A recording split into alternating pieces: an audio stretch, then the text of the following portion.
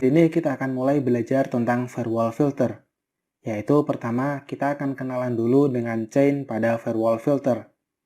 Di mana di firewall filter kita mempunyai 3 chain by default. Ada chain input, output, kemudian forward. Jika kita coba cek di mikrotiknya, kemudian kita coba masuk ke menu IP, firewall, kemudian di menu filter rules. Di sini jika kita coba add, kita bisa melihat chain. Adapun untuk chain di sini, seperti yang saya katakan tadi, ada input, output, dan forward. Nah, kita akan coba pelajari bedanya antara ketiga chain ini. Di sini saya sudah gambarkan contoh topologi sederhana, yaitu ada laptop, kemudian ada router gateway, kemudian ada internet. Nah, dari topologi ini kita akan belajar bedanya ketiga chain ini. Yang pertama kita bahas dulu yang input.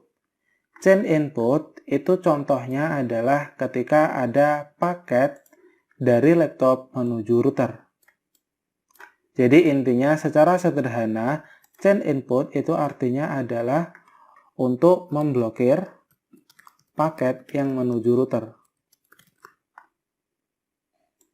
Oke, jadi contoh sederhananya adalah paket dari laptop menuju router itu kita blok.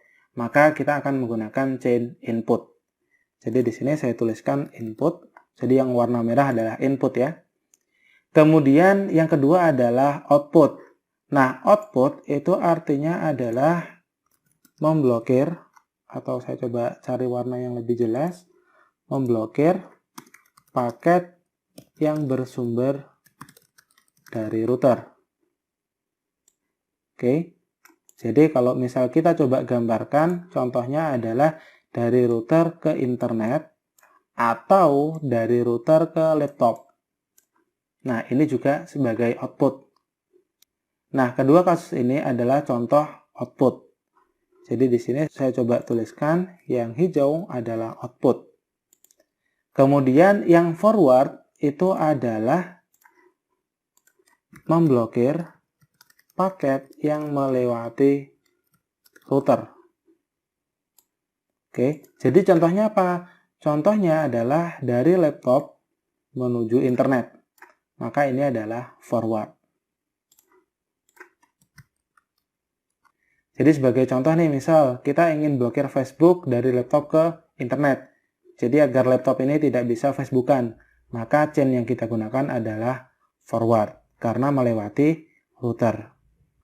Nah, agar teman-teman lebih paham, saya akan coba berikan beberapa contoh kasus. Sebagai contoh, misal kasus pertama, blokir ping dari laptop ke router. Nah, ini jadi contoh kasus pertama adalah misalnya kita ingin ngeblokir ping dari laptop ke router. Nah, kira-kira ini chain apa? Oke, jadi benar ya. Jadi kalau kita ingin ngeblokir ping dari laptop ke router, maka chain yang perlu kita gunakan adalah chain input. Kenapa demikian? Karena jika kita coba amati blokir ping dari laptop ke router, itu source-nya adalah laptop, kemudian DST-nya adalah router. Di mana chain input itu destination-nya selalu router. Dari sini kita sudah bisa amati sebenarnya ada kata-kata menuju router. Artinya destinasinya itu pasti router. Seperti itu. Kemudian contoh kasus berikutnya, misal nih kita ingin katakanlah blokir ping dari router ke Facebook. Jadi kita pengen agar dari router kalau ping Facebook itu nggak bisa. Nah, tentu saja kita harus menggunakan chain output.